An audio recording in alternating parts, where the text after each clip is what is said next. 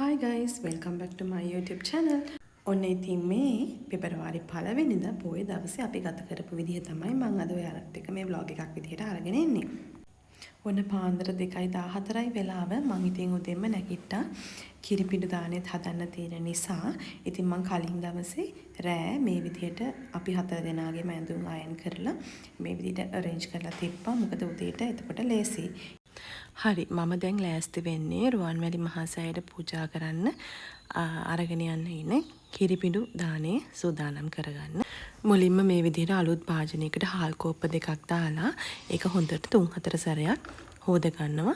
ඊට පස්සේ ටිකක් වැඩිපුර වතුර තියලා ලුණු කුඩු චුට්ටකුත් දාලා මේ විදිහට ලිපේ අඩු ගින්දරේ මුලින්ම කිරිබත් එක උතුරනකම් චුට්ටක් වහලා උයා ගන්නවා.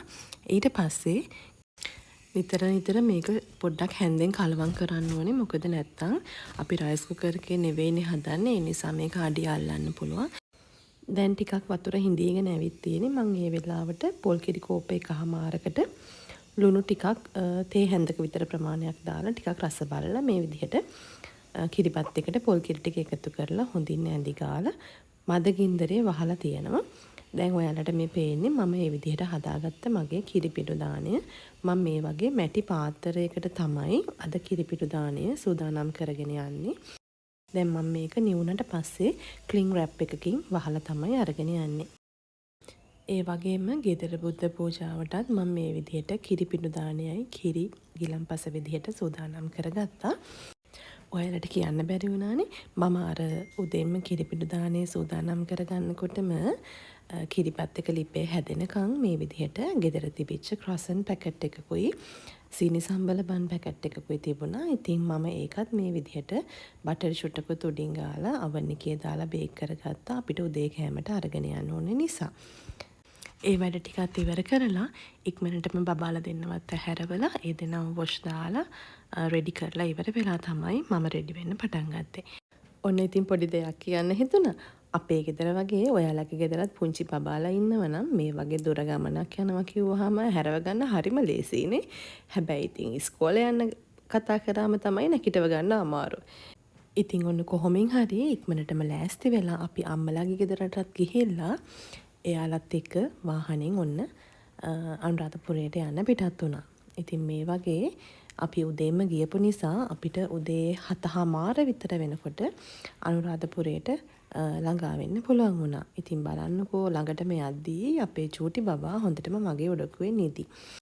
ඒ වගේම ඉතින් ලොකු පුතා නම් එයාගේ ෆේවරිට්ම දේ තමයි දැන් කර යන්නේ. ඉතින් එයාට ටැබ් එක හම්බුනාම එයා මේ විදිහට එක චිත්‍ර පාට කර යනවා. එයා හරිම ඉන්ට්‍රස්ටිං ඒ වගේ වැඩ කරන්න. ඉතින් ඒ වගේම බලන්නකෝ අපි මගදිකට යනකොට එකපාරටම හොඳටම වැස්ස. ඉතින් ඒ වගේම තමයි අපි ටිකක් උඩින් ගියත් අනුරාධපුරයට ගොඩක් සෙනග මේ වෙනකොටත් ඇවිත් හිටියා. ඉතින් පුදුම සෙනගක් හිටියේ. මොකද පෙබරවාරි මාසේ 1 වෙනිදා පොයේ දවසක් නිසා. ඉතින් ගොඩක් අමාරුවෙන් තැනක් හොයාගෙන වාහනේත් පාක් කරලා අපි ඉක්මනටම රුවන්වැලි මහා සෑය වන්දනා කරන්න ගියා. ඉතින් ගොඩක් ලොකු සෙනගක් මැද්දෙන් ගිහිල්ලා මේ විදිහට වැස්සේ තෙමීගෙනම තමයි අපි ද්‍රෝණයක් ධාතුන් වහන්සේලා වැඩවසන රුවන්වැලි මහා චෛත්‍ය රාජානන් වහන්සේට මේ විදිහට අපි සකසාගෙන ගියපු බුද්ධ පූජාව පූජා කළේ. ඒ වගේම දැන් ඔයාලා මේ දකින්නේ හස්බන්ඩ් පුතාලා දෙන්නත් එක්ක ගිහිල්ලා රුවන්වැලි මහා සෑරජානන් වහන්සේට පිරිකර පූජා කරන අවස්ථාව. ඉතින් මේ වෙනකොටත් එක දිගටම වැස්ස නවතින්නේ නැති පාටයි.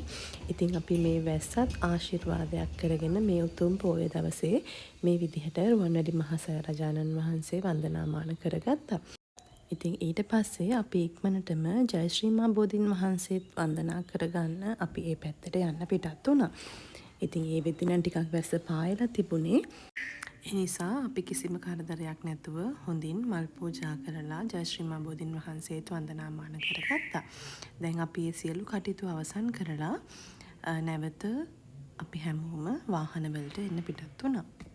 ඉතින් මේ ගමන ගියේ මමයි හස්බන්ඩ්යි බබාලා දෙන්නයි හස්බන්ඩ්ගේ අම්මයි තාත්තයි වගේම මගේ අම්මයි තාත්තයි නංගිලා දෙන්නයි ඒ වගේම ලොකු නංගිගේ බබාලා දෙන්නයි. ඉතින් ඔන්න ආපහු වැස්සක් එන්න කලින් අපි ඉක්මනටම වාහනවලට ආවා.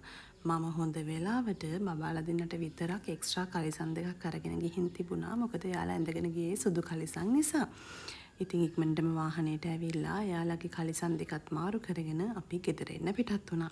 එන ගමන් මගදී අපි දවල් කෑමත් කෑවා. නමුත් මට ඒ වෙලාවේ නම් වීඩියෝ කරගන්න අමතක වුණා. ඉතින් අපි ඉක්මනටම කොළඹ එන්න පිටත් වුණා ඊට පස්සේ. ඉතින් මේ එන ගමන් ඔයාලා දකින්නේ ආපහු වැස්ස පටන් ගත්තා. ඉතින් ටික දුරක් එනකම් එක දිගටම වැස්ස. ඊට පස්සේ අපි හවස පස්සේ හරිය එන ගමන් බබාලට බඩගිනි කියපු නිසා බැරිස්ටා එකට ගියා කොෆි බොන්න. ඉතින් ඔයාලා දැන් මේ දකින්නේ බැරිස්ටා කේදී ගත්ත වීඩියෝ ක්ලිප්ස් කිහිපයක්. ඉතින් ඔන්න ඔය විදිහට තමයි පෙබරවාරි 1 වෙනිදා පොය දවස අපි ගත කළේ.